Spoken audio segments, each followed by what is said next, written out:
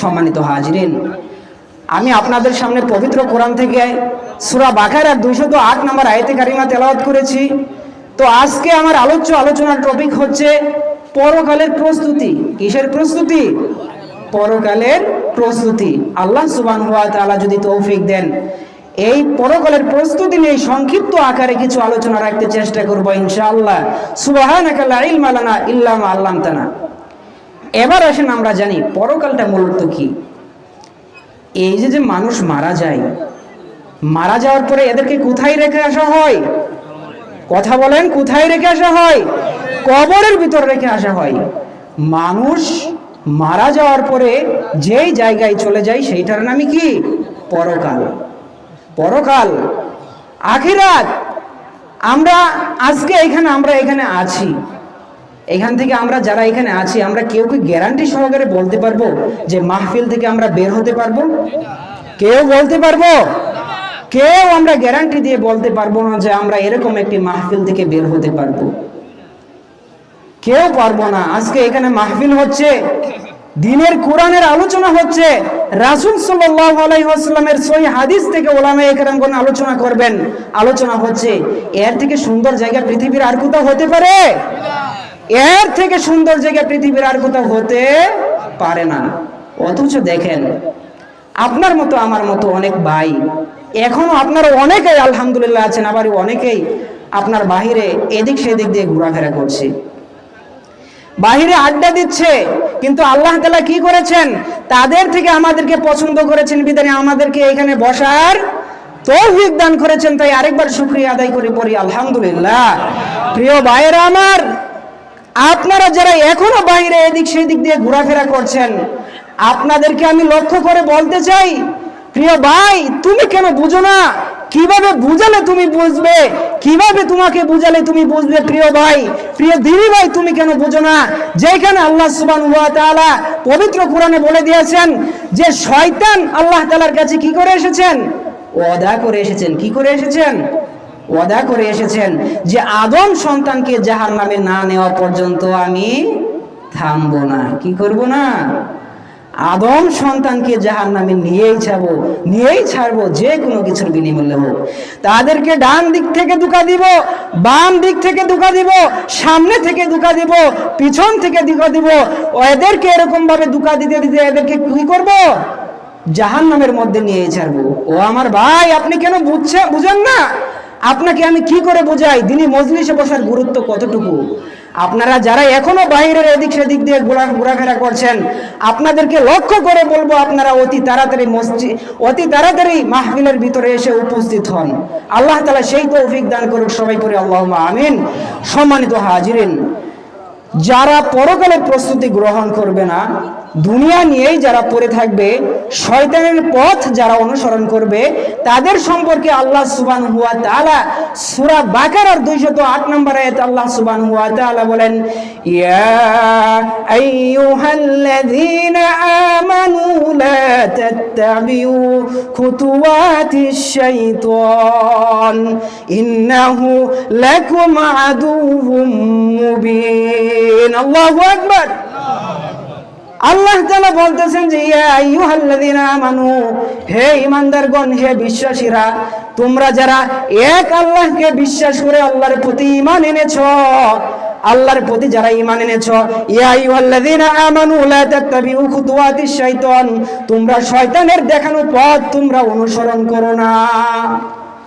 শয়তানের দেখানো পথ তোমরা কি করো না? অনুসরণ করো না।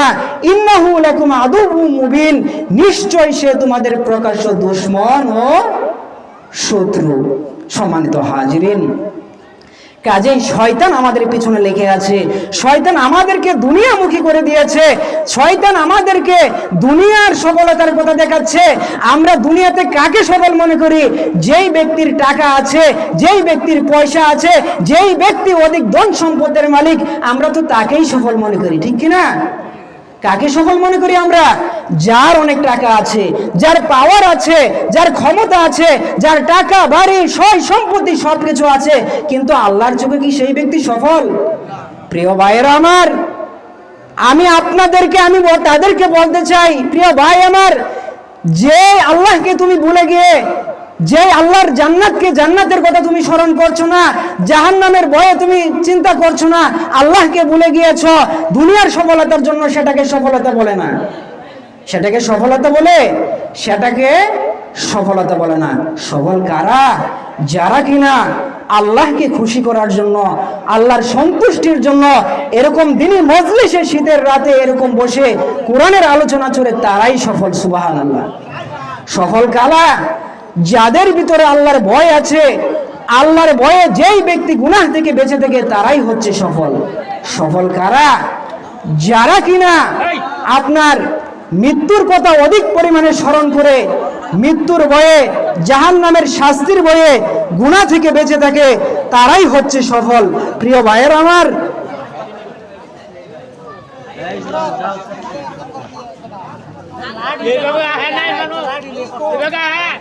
প্রিয় ভাইয়েরা আমার, যে কথা বলছিলাম যে আখিরাতের প্রস্তুতি যদি আমাদেরকে গ্রহণ করতে হয়, তাহলে সর্বপ্রথম আমাদেরকে আল্লাহ সুবহানাহু ওয়া তাআলার সাথে সুন্দর একটা সম্পর্ক রাখতে হবে।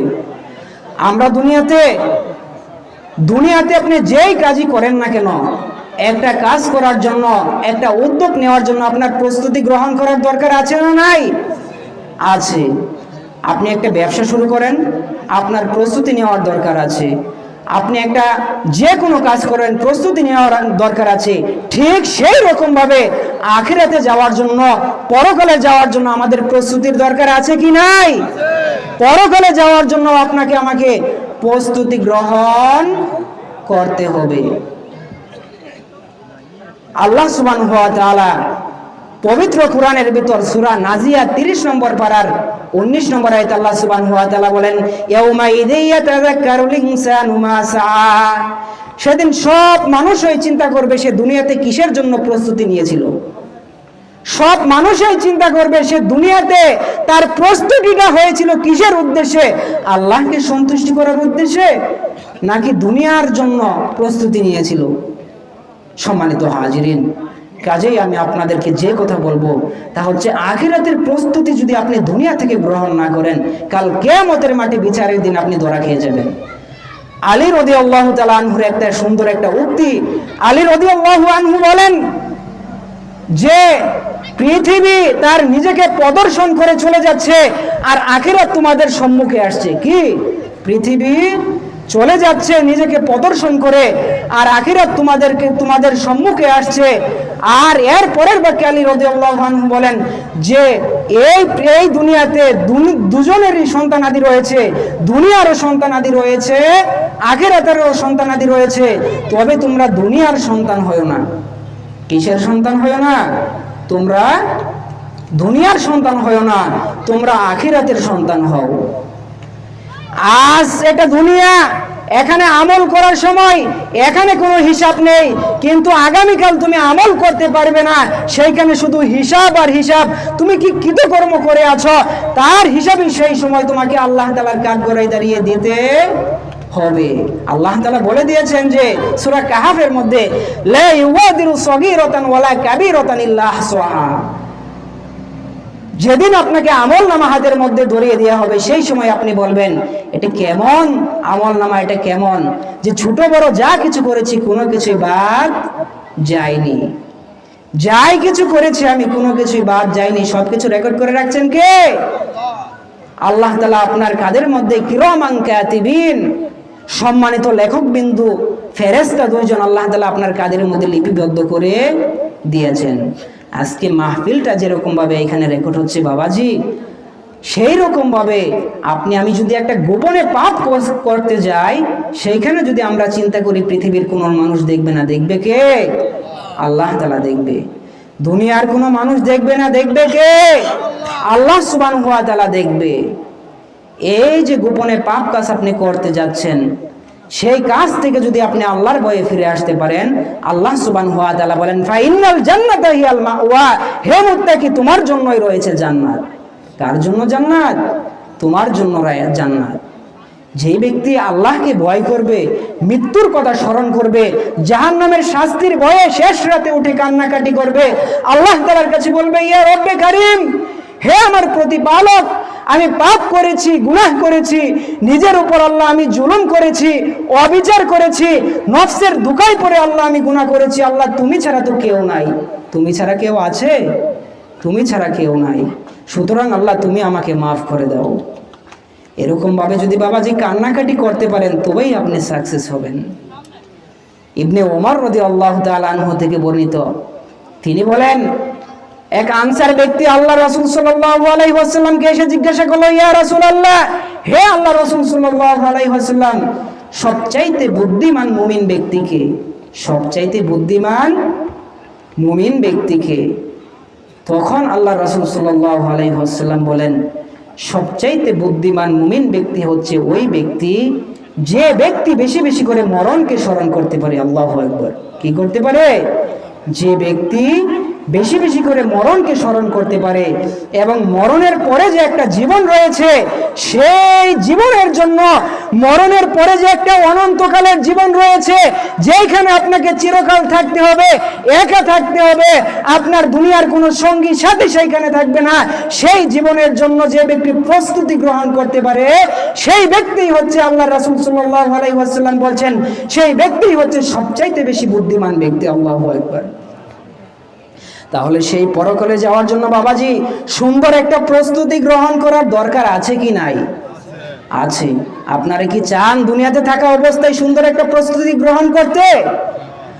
আলী রাদিয়াল্লাহু আনহু বলছেন যে এটা দুনিয়া, আপনার দুনিয়া চলে যাচ্ছে নিজেকে প্রদর্শন করে, আর আখিরাত আমাদের সামনে আসছে। এই দুনিয়াতে দুইটা সন্তানাদি রয়েছে, দুনিয়ার সন্তানাদিও রয়েছে, আখিরাতের সন্তানাদিও রয়েছে। তবে তোমরা কি করো? আখিরাতের সন্তানাদি হও, দুনিয়ার সন্তান হয় না। দুনিয়ার সন্তান যদি হয়ে যাও, তোমরা পরকাল হারাবে, আল্লাহকে হারাবে, আল্লাহর রাসূলকে হারাবে। আর যেই ব্যক্তি আল্লাহকে হারালো, আল্লাহর রাসূলকে হারালো, সেই ব্যক্তি যেন পথভ্রষ্ট হয়ে শয়তানের পথে চলে গেল। নাউজুবিল্লাহ। কি বলা হয়েছে? যে ব্যক্তি আল্লাহকে হারালো, আল্লাহর সাথে যেই ব্যক্তির সম্পর্ক কমে গেল, দুনিয়ার মোহাব্বত ভালোবাসায় আল্লাহকে হারালো, দুনিয়ার টাকা পয়সার জন্য আল্লাহকে হারালো, দুনিয়ার স্বার্থের লোভে আল্লাহকে হারালো, ঘুষ খেয়ে আল্লাহকে হারালো, হারাম খেয়ে আল্লাহকে হারালো, জেনা ব্যভিচার করে আল্লাহকে হারালো, নামাজ না পড়ে আল্লাহকে হারালো, সেই ব্যক্তি পথভ্রষ্ট হয়ে শয়তানের পথে চলে গেল। কার পথে চলে গেল? শয়তানের পথে চলে গেল। এখন আমরা কি চাই শয়তানের পথে আমরা চলতে? আমাদেরকে কার পথে চলতে হবে? আল্লাহর রাসূল সাল্লাল্লাহু আলাইহি ওয়াসাল্লামের দেখানোর পথে চলতে হবে। সম্মানিত হাজিরিন, কাজেই দুনিয়া থাকা অবস্থায় আমাদেরকে সুন্দর একটা প্রস্তুতি গ্রহণ করতে হবে। মৃত্যুর পর আপনি যখন মারা যাবেন, আজকে আপনাদের সম্মুখে আমি এখানে মাহফিল করছি, গতকালকের কাহিনী, আপনার ঘটনা, আপনার আমার চাচতো, আমার কাছের নিকটবর্তী আমার এক কাকা ঢাকা থাকে, দুইবার স্ট্রোক করেছে।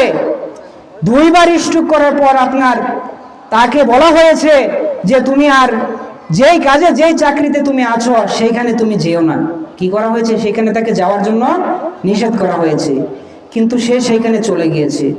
যাওয়ার পরে বাবাজি সে দুপুরবেলা যখন এরকম সময় হয়েছে, দুপুরের পর্দা আসরের দিক দিয়ে, সেই রকম সময়ের মধ্যে তাদের যে দুপুরের যে খাবারের ব্যবস্থা করা হয়, সে স্ট্রোক করেছে এর আগে দুইবার। তাকে খাবারের জন্য প্রত্যেকটা তার সদস্য, তার সাথে যারা কর্মী কাজ করে, তারা সবাই সেইখানে খাওয়া দাওয়া করেছে।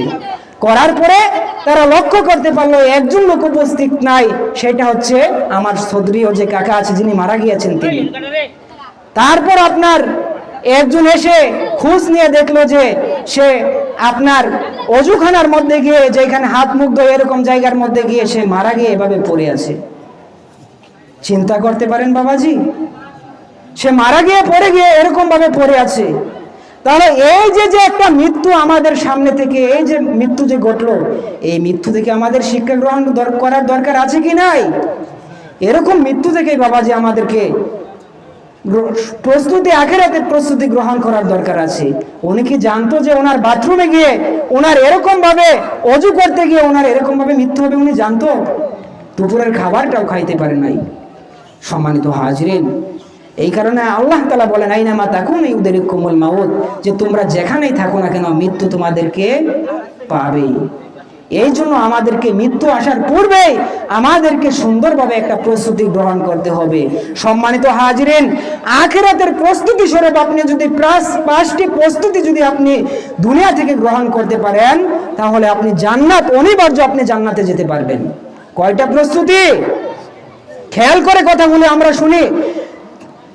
আখিরাতের প্রস্তুতি স্বরূপ দুনিয়া থেকে যদি আমরা 5টা প্রস্তুতি গ্রহণ করতে পারি, তাহলে আমাদের জন্য জান্নাত অনিবার্য। কয়টা প্রস্তুতি? 5টা প্রস্তুতি। এর মধ্যে 1 নাম্বার হচ্ছে কি? আল্লাহর ভয়। 1 নাম্বার কি? আল্লাহর ভয়। আপনার ভিতরে আল্লাহর ভয় থাকতে হবে। আল্লাহর ভয়ে আপনার গুনাহ থেকে বেঁচে থাকতে হবে।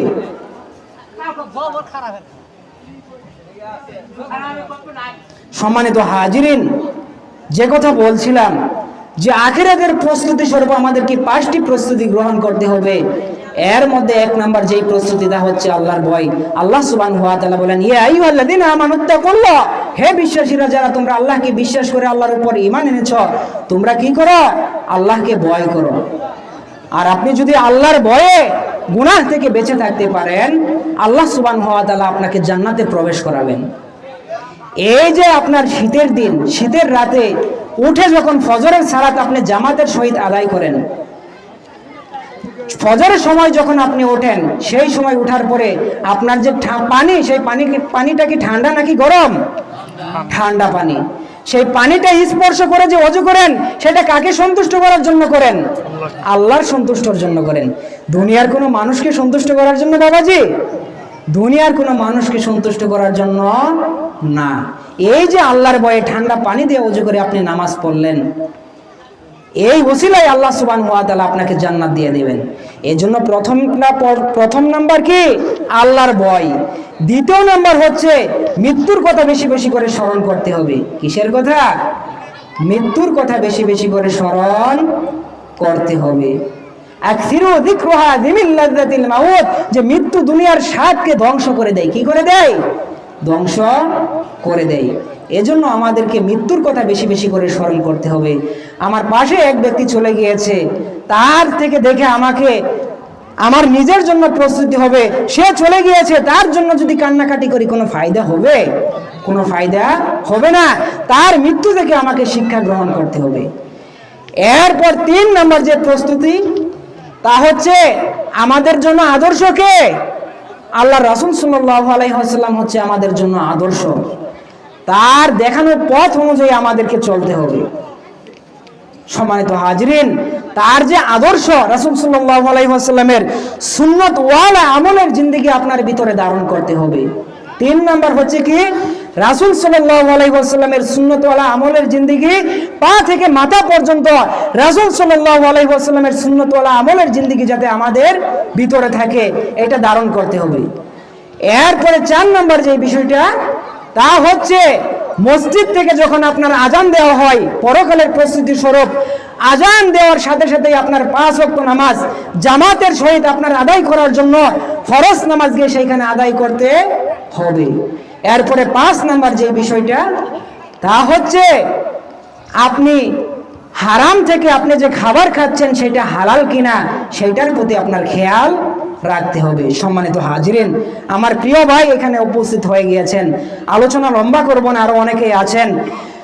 অবশেষে যে কথা বলে আমার আলোচনা শেষ করব, তা হচ্ছে আখিরাত, যেখানে আমাদেরকে অনন্তকাল থাকতে হবে। মৃত্যুর পরের জীবন হচ্ছে আখিরাত। সেই আখিরাতের জীবনে যাওয়ার জন্য দুনিয়া থেকে আমাদেরকে এখন থেকে সুন্দর একটা প্রস্তুতি গ্রহণ করতে হবে। একটা উদাহরণ দিয়ে আমি আমার আলোচনা শেষ করে দিচ্ছি। তা হচ্ছে বাবাজি, আমি যখন গফরগাঁও এক মাদ্রাসায় পড়ি, তখন আমার এক উস্তাদ ছিল মুফতি হেদায়েতুল্লাহ। তিনি আপনার তাবলীগের দাওয়াতি কাজ করতেন। আল্লাহ রাসূল সাল্লাল্লাহু আলাইহি ওয়াসাল্লামের আদর্শ মোতাবেক তিনি দাওয়াতি কাজ করতেন। সেই রকম তিনি এক জায়গায় গিয়েছিলেন। সেই জায়গার একজন প্রাইমারি স্কুলের টিচার ছিলেন, যিনি বৃদ্ধ হয়ে গিয়েছেন। কিছুদিন সময় আছে, সে আপনার তার স্কুলের জীবন শেষ হয়ে যাবে। সেই ব্যক্তি নামাজ পড়ে না। সেই ব্যক্তিকে আমার উস্তাদজি গিয়ে দাওয়াত দিল যে আমরা জামাতে এসেছি, আপনি বাবাজি এসে এরকম ভাবে নামাজ আদায় করবেন। নামাজের দাওয়াত দিল, ধর্মের দাওয়াত দিল। দেওয়ার পরে সেই ব্যক্তি বলল যে হুজুর, আমি নামাজ পড়বো, আমি চিল্লা জামাতে বের হব, কিন্তু হুজুর একটা কথা, তা হচ্ছে আমি যে এই যে রোডের সাথে যে আমি জমি ক্রয় করেছি, এই জমির মধ্যে হুজুর আমি একটা বাড়ি করব, বাড়ি করার পরে আপনার সেইখানে আমি এসে যাব, তারপর মসজিদ আমার কাছে হবে, মসজিদে গিয়ে আমি নামাজ আদায় করব। এরকম কথা আমার হুজুরকে বলল। বলার পরে আপনার কিছুদিন পরে হুজুর আপনার সেইখানে গেল, যাওয়ার কিছুদিন পরেই সেই ব্যক্তি সেইখানে আপনার জমিন ক্রয় করেছে, মাটি তুলেছে, বাড়ি করার পূর্বেই সেই ব্যক্তি মারা গিয়েছে। সেই ব্যক্তি কি করেছে? মারা গিয়েছে। তাহলে আপনি একটাবার চিন্তা করে দেখুন, আমি কি বোঝানোর জন্য কথাটা বলছি, একটাবার চিন্তা করেন। সেই ব্যক্তি যে বললো যে হুজুর রোডের সাথে আমি জমি যে ক্রয় করেছি, এইখানে আমি যে মাটি তুলেছি, এইখানে বাড়ি করে মসজিদ কাছে হবে, তারপর আমি নামাজ পড়বো, তারপর আমি চিল্লা জামাতে বের হব, আল্লাহ তাআলা কি তাকে সেই সময় দিয়েছে? সেই সুযোগটা কি আল্লাহ তাআলা তাকে দিয়েছে? সেই সুযোগটা আল্লাহ তাআলা তাকে দেয় নাই। সুতরাং আমরাও যে বলছি যে আজকে এখন ইবাদত করব না, এখন যুবক আছি, বয়স 30-40, কত বয়স? 30-40-20, এখন ইবাদত করব না, যখন বৃদ্ধ হয়ে যাব তখন ইবাদত করব, তখন আখিরাতের প্রস্তুতি হব। এখন যুবক আছি, এখন আমার দাড়ি রাখার কোনো প্রয়োজন নাই। দাড়ি কখন রাখবো? যখন বৃদ্ধ হয়ে যাব, যখন ছেলে মেয়ে হবে, তাদেরকে বিয়ে দিতে হবে, তখন দাড়ি রাখবো। এই যে ছেলে মেয়ে হওয়ার জন্য দাড়ি রাখবেন, সেই সুযোগটা কি আল্লাহ তাআলা আপনাকে দিবেন? তার কোনো নিশ্চয়তা আছে? তার কোনো নিশ্চয়তা নাই। সম্মানিত হাজিরিন, কাজেই এই জন্যই আমাদেরকে এখন থেকে আমাদেরকে আখিরাতের প্রস্তুতি গ্রহণ করতে হবে। আমরা যেন আখিরাতের প্রস্তুতি এখন থেকেই গ্রহণ করতে পারি। আল্লাহ সুবহানাহু ওয়া তাআলা আপনাকে আমাকে সেই তৌফিক দান করুক, সকলে পড়ি আল্লাহুম্মা আমিন। সম্মানিত হাজিরিন, আলোচনা অনেক বিষয় ছিল, যেই টপিক নিয়ে নিতে চেয়েছিলাম সেই টপিক সম্পর্কে আলোচনা করতে পারি নাই, অন্য এক টপিকে চলে গিয়েছি। তার কারণ হচ্ছে সময় সংক্ষিপ্ত। একটা আলোচনা করতে গেলে, সুন্দরভাবে নিজেকে ফুটিয়ে তুলতে গেলে, গোছানোভাবে কথা বলতে গেলে অনেক সময়ের প্রয়োজন। ঠান্ডা মাথা নিয়ে তারপর আপনাকে আলোচনা করতে হবে। এই যে কথাগুলো এর মধ্যে আমি আপনাদের সামনে বলেছি, এই কথাগুলোর উপর সর্বপ্রথম আল্লাহ তাআলা আমাকে, তারপর আপনাদের সকলকে আমল করার তৌফিক দান করুক, সকলে পড়ি আল্লাহুম্মা আমিন। এবং আপনাদের সামনে উপস্থিত আছেন আমার প্রিয় ভাই হাফেজ মাওলানা মনির হোসেন, আমার প্রিয় ভাই, আল্লাহ সুবহানাহু ওয়া তাআলা তাকেও যেন কবুল করেন, সবাই পড়ি আল্লাহুম্মা আমিন। আমরা একই এলাকার, পার্শ্ববর্তী এলাকারই সন্তান। সম্মানিত হাজিরিন, আমার জন্য দোয়া চাচ্ছি এবং আমার পরিবার, আমার মা বাবা যারা আছে তাদের জন্য দোয়া চেয়ে, আমি ছোট মানুষ, আমি আপনাদের কাছে দোয়া চেয়ে এখানেই কথা শেষ করছি। আমার জন্য দোয়া করবেন, আল্লাহ সুবহানাহু ওয়া তাআলা যেন আমাকে দিনের জন্য কবুল করেন। আসসালামু আলাইকুম ওয়া রাহমাতুল্লাহি ওয়া বারাকাতুহু ওয়া আখিরু দাওয়ানা আলহামদুলিল্লাহি রাব্বিল আলামিন।